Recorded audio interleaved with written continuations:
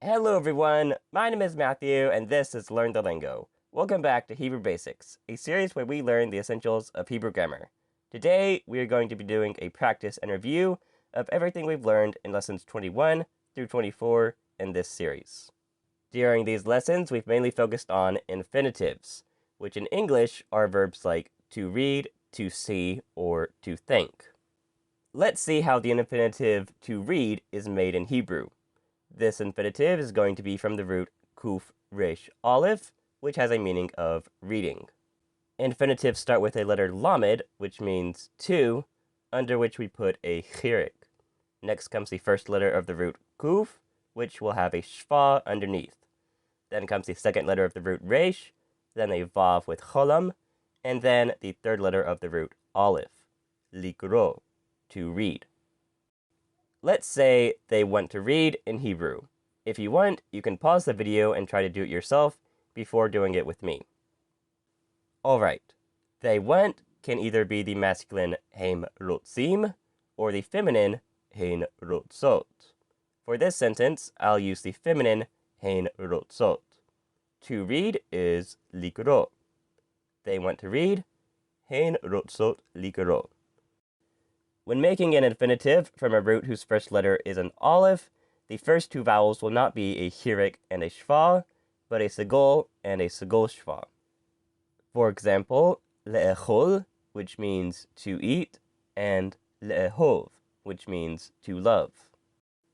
If the first letter of a root is an ayin or hey, the first two vowels will be a patach and a patach shva, as in la'avod, which means to work. And if the first letter of a root is a chet, the chirik under the lamed will become a patach, as in lachshov, which means to think. One word which is often used with infinitives is tzarich, which means need. Tzarich has four forms. Tzarich is the masculine singular form, tzaricha is the feminine singular form, tzarichim is the masculine plural form, and tzarichot is the feminine plural form. Let's say we need to eat. We is anachnu, which is a plural subject. That means the word need must be in masculine plural or feminine plural form. Let's use the masculine plural form, tzarichim. To eat is le'echol. Anachnu tzarichim le'echol. We need to eat. Anachnu tzarichim le'echol.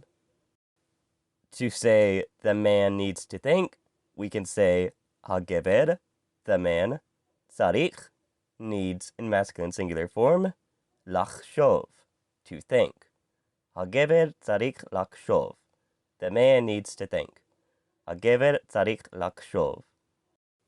If the third letter of a root is an ayin or a chet, the infinitive from that root will have the same vowels as a regular infinitive like likro, plus a patach under that last ayin or chet. For example, lishmoa, which means to hear. And if the third letter of a root is a hey, the infinitive of that root will end with a tav instead of that hey.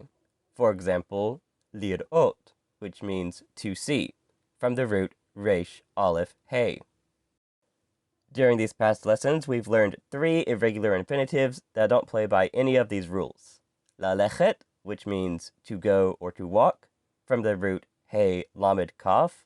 Lakachat, which means to take, from the root lamed kaf chet, and latet, which means to give, from the root nun tav nun. Notice how all these infinitives take out the first letter of their root and add a tav at the end. The infinitive latet, to give, also takes out the third letter of its root, so you can only see the second letter tav. We've also learned some words about location. There are two words for here in Hebrew, gan and po. The word for there is sham. The word nimtza is often used in Hebrew to describe something's location. Literally, nimtza means is found, but is usually translated into English as is. Nimtza is the masculine singular form, nimtzet is the feminine singular form, nimtzaim is the masculine plural form, and nimtzaot is the feminine plural form. Let's say he is here. He is hu is, we can translate as nimtsa, since we're talking about location, and here can be kan. hu nimtsa kan. He is here. hu nimtsa kan. To say she is here, we can say he, she, nimtseit. The feminine singular form of nimtsa is po, another word for here. He nimtseit po. She is here. He nimtseit po. Let's also say they are there. They are can be either the masculine heim nimtsaim or the feminine hein nimtsaot. There is sham. Heim nimtsaim sham. They are there in masculine form. And hein nimtsaot sham. They are there in feminine form. Let's translate she wants to go to a restaurant. She wants is he rotsa. To go is lalechet, and to a restaurant is la misada. From la, to, and misada, a restaurant. He rotsa lalechet la misada. She wants to go to a restaurant. He rotsa lalechet la misada. When we make the infinitive of a hollow root, the vowel under the lamed that means to will be a kamatz, and the second letter of the root will act as a vowel, as in la route, which means to run, from the root resh vav tsari, or lavo, which means to come, from the root beit vav aleph. Several roots whose first letter is a yod or a nun take out that first letter in the infinitive and add a tav at the end. For example, lashevet, which means to sit, from the root yod shin beit, with no yod and a tav at the end. We've learned the preposition b, which means in or at. This preposition works exactly the same as la, to. The b must always be attached to something, and when it's attached to a word that starts with a ha, meaning the b and the ha will be contracted to ba. For example, in the house is not bahabait, but babait. We also learned the preposition mean, which means from. Usually, mean is shortened to me or me and attached onto the next word. This preposition mean is very irregular when it comes to adding suffixes. From me is mimeni. From you masculine singular is mimcha. From you feminine singular is mimech. From him is mimenu. From her is mimena. From us is mimenu. From you masculine plural is mikem.